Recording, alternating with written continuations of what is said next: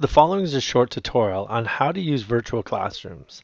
So let's just say your teacher wants to have a morning meeting or teach a lesson online. I'm going to show you how to use this virtual classroom tool in D2L and how that would look. So the virtual classroom is actually under the class tools tab. So if you click on the drop down, you're going to see virtual classroom.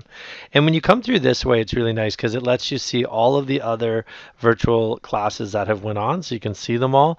This eyeball right here allows you to preview the ones that you haven't, maybe you missed one for some reason, so you can go watch it. You can actually download it as well. You're going to see this one right here is actually saying that the meeting is currently on. That's what the play sign is saying, and this is saying that you can enter the meeting through here.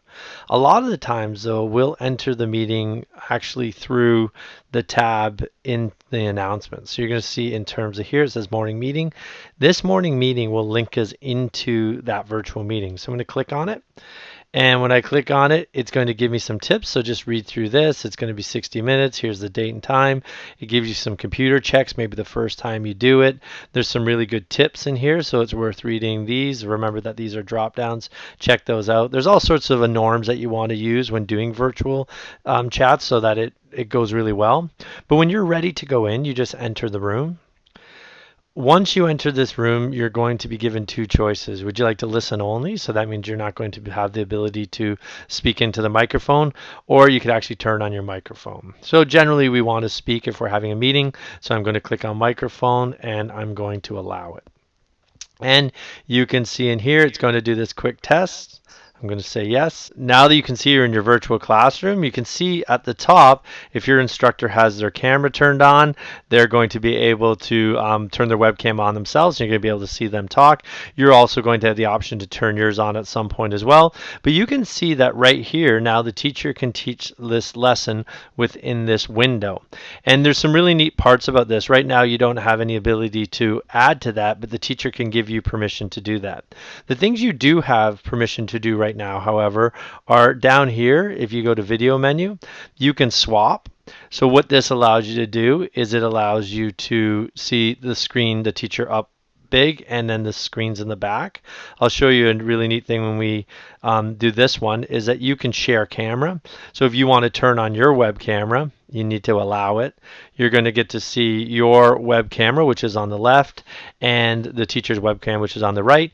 And again, you can swap that over. And if you wanted to see the lesson, you're going to see all the participants in this grid view at the top. So let's just say another participant added into our course.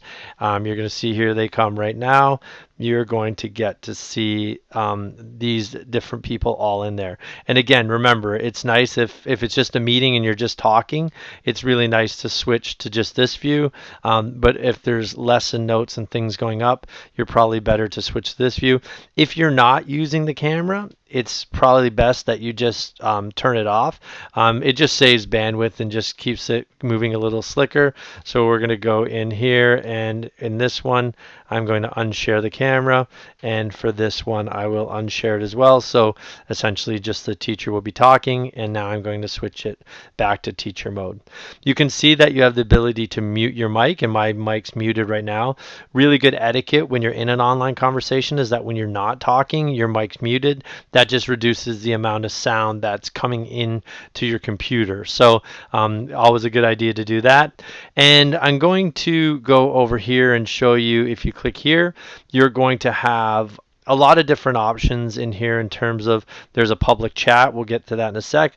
There is you, and you can see that your microphone is muted. If you click on your name, though, you can set your status. So you can say if you're away, you're off doing something for a sec, and you're coming back, you can raise your hand. You can set it to emotions. I'm going to add to happy, and you're going to see that now this smiley face tells the person who's moderating the group where you are, what you're doing.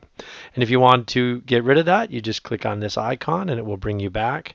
And this allows you to be part of the chat. So if you wanted to say, have a chat going with people and you wanted to come in and say good morning, you could do that, and it will post it under your name.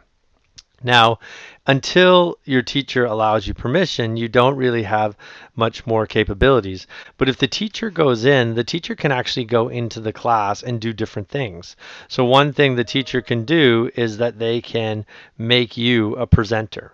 So I'm going to say make presenter. And now you're going to notice as soon as the teacher made you a presenter, you're going to notice that this bar appears. So let's just say you were asked to respond to what the formula for this is. You could grab your pencil and you could say pi times diameter. So this is actually you as a student writing, and you could put it right onto this screen. And the teacher has the ability to take that back. As soon as they take it back, then you no longer have these tools. And just so you know, this is to change how thick the lines are. This is to change the color. This is to undo what you did. And this would be to clear what you did in the whole screen.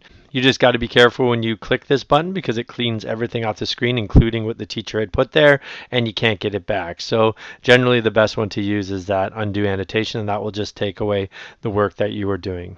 So when you're done speaking, the teacher can take the presenter role back to themselves, and you're going to see when they do this that that bar is no longer there and you're back in just view mode.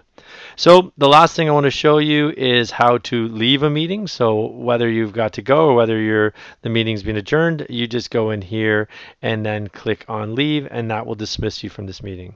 So thank you for watching this short tutorial on how to use the virtual classrooms tool in D2L to help you either be part of a classroom meeting or to learn a lesson.